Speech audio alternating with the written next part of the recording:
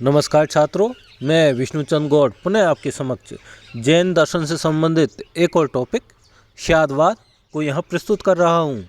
इससे पूर्व के लेक्चर में हमने जैन दर्शन के उद्गम और जैन के आत्मा संबंधी विचारों का अध्ययन किया है।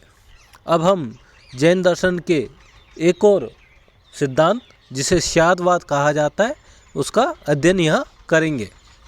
शादवाद भाषा की एक निर्दोष प्रणाली है जिसके द्वारा अनेकांतवाद का समर्थन किया जाता है।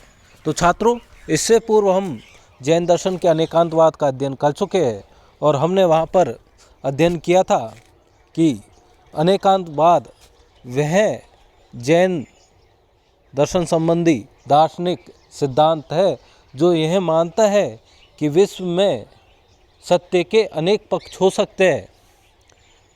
किसी एक पक्ष पर जोर देना या आँख मूंदकर किसी एक पक्ष पर ही विश्वास करना एकांतवादी विचारधारा है, जैसे कि अद्वैत वेदांत विचारधारा और बौद्धों की क्षणिकवाद विचारधारा।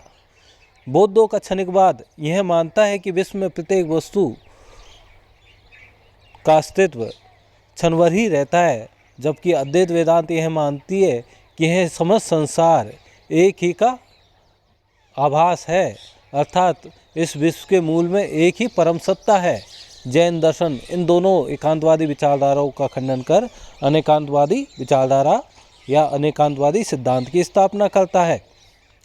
तो शादवाद उसी अनेकांतवाद को भाषा के माध्यम से व्यक्त करने वाला सिद्धांत है। यह शादवाद जैन दर्शन का एक विशिष्ट सिद्धांत है जो जैनों के परामर्श संबंधी मत को प्रकट करता है। इसके अनुसार हमारा समस्त ज्ञान सापेक्ष होता है,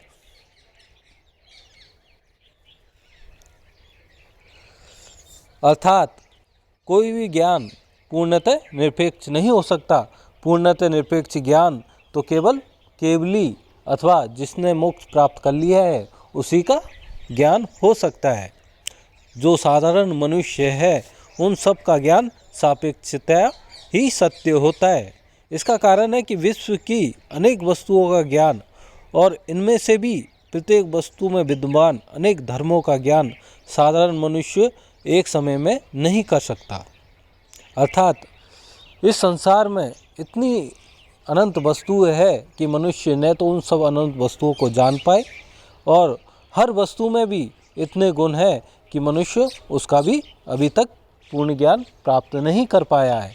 जैसे कि हम देखते हैं विभिन्न वैज्ञानिक हर वस्तु का विभिन्न रासायनिक भौतिक विश्लेषण करते रहते हैं, लेकिन सदी जैसे ही चेंज होती है 100 साल गुजरने के बाद उस पदार्थ संबंधी विचारधारा भी पूर्णतः बदल जाती है। तो हम कह सकते हैं कि मनुष्य जितना भी ज्ञान प्राप्त करता है वह सापेक्षता सत्य होता है।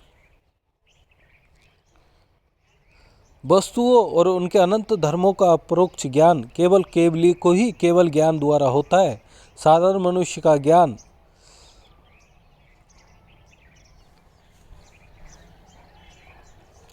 आंशिक एवं अपूर्ण होता है। साधारण मनुष्य किसी वस्तु को एक समय में एक ही दृष्टि से देख सकता है, इसलिए वह वस्तु के केवल एक ही रूप को देख पाता है।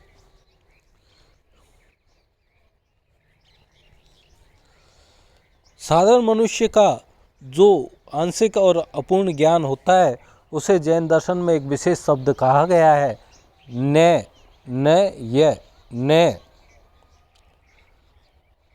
अर्थात मनुष्य जब किसी विशेष वस्तु का किसी विशेष देश काल और समय आदि में प्रत्यक्ष करता है तो वह उस वस्तु का आंशिक ज्ञान होता है। इस कारण जैन दर्शन में उस ज्ञान को न्याय कहा गया है। वस्तु के अनंत धर्मों में से एक धर्म के ज्ञान को और उस ज्ञान की न्याय वाक्य में अभिव्यक्ति को न्याय कहा जाता है। न्याय वस्तु के एक धर्म का विधान करता है, परंतु वह वस्तु के अन्य धर्मों का निषेध नहीं करता। आंशिक ज्ञान होने से यह दुर्नय अर्थात बुरा न्याय जैसे यही एकमात्र सत्य है तो नहीं है, किंतु यह प्रमाण की कोटि में भी नहीं आता, क्योंकि इसमें ज्ञान की आंशिकता का स्पष्ट रूप से प्रकाशन नहीं किया गया है। इसीलिए जैन दर्शन यह मानता है कि मनुष्य के द्वारा जो आंशिक ज्ञान प्राप्त किया गया है, मनुष्य के द्वारा जो न्याय का ज्ञान प्राप्त किया गया है, वह पूर्ण ज्ञान नहीं है। अतः किसी वस्तु के लिए यह कथन कि यह स्यात् सत्य है, अर्थात कोई वस्तु उस विशेष देश काल परिस्थिति के हिसाब से ही सत्य है, वह पूर्णतः सत्य नहीं है। यहाँ पर स्यात् शब्द का प्रयोग उस न्याय से पूर्व किया जाता है, तो वह प्रमाण की कोटि में आ जाता है, क्योंकि यहाँ पर यह उस व्यक्ति को स्पष्ट पता है कि उसका ज्ञान पूर्णतः ज्ञान नहीं परन आंशिक ज्ञान ही है। तो यहाँ स्यात् शब्द ज्ञान की आंशिकता और सापेक्षता को प्रकाशित करता है। यहाँ स्यात् का तात्पर्य संशय, संभावना या अनिश्चितता नहीं है। यहाँ स्यात् शब्द ज्ञान की सापेक्षता का सूचक है। स्यात् शब्द युक्त कथन एक विशेष दृष्टिकोण, परिस्थिति, देश और काल के संदर्भ में कथन की सत्यता को बताता है। न्याय वाक्यों के पूर्व स्यात् शब्द का प्रयोग न करना ज्ञान की निरपेक्षता और एकांतिकता का विधान करता है, जो असत्य एवं भ्रामक है। जैन दर्शन के अनुसार धार्मिक संघर्ष और दार्शनिक मतभेद इसी निरपेक्ष एकांतवाद के परिणाम है। अर्थात जैन दर्शन यह मानता है कि विभिन्न धर्मों के बीच जितने भी मतभेद है, वह केवल इसीलिए उत्पन्न होते हैं कि प्रत्येक धर्म अपने ज्ञान को ही पूर्णतः सत्य ज्ञान मानता है और दूसरे धर्मों को असत्य मानता है। इसी कारण उनमें कट्टरता उत्पन्न हो जाती है और दूसरे धर्मों को वो हीन भावना की दृष्टि से देखते हैं। तो इसीलिए विभिन्न धर्मों में धार्मिक संघर्ष और विभिन्न दर्शनों में दार्शनिक मतभेद इसी निरपेक्ष एकांतवाद के परिणाम होते हैं। जैन दार्शनिक अपने सिद्धांत को स्पष्ट करने के लिए अंधे एवं हाथी की कहानी का उल्लेख करते हैं। जैसे कि हमने पहले भी बताया है कि कुछ अंधे हाथी के आकार को जानना चाहते हैं, इसलिए कोई हाथी का पैर, कोई हाथी का पूंछ, कोई कान, कोई उसकी सूंड पकड़ता है। फलत वे हाथी को क्रमशः स्तंभ, रज्जु, सूप और अजगर के समान मानने लगते हैं। प्रत्येक अंधा सोचता है कि उसी का ज्ञान ठीक है, परंतु जैसे ही उन्हें विश्वास दिलाया जाता है कि प्रत्येक ने हाथी के एक एक अंग का ही स्पर्श किया है, तो उनके मतभेद दूर हो जाते हैं।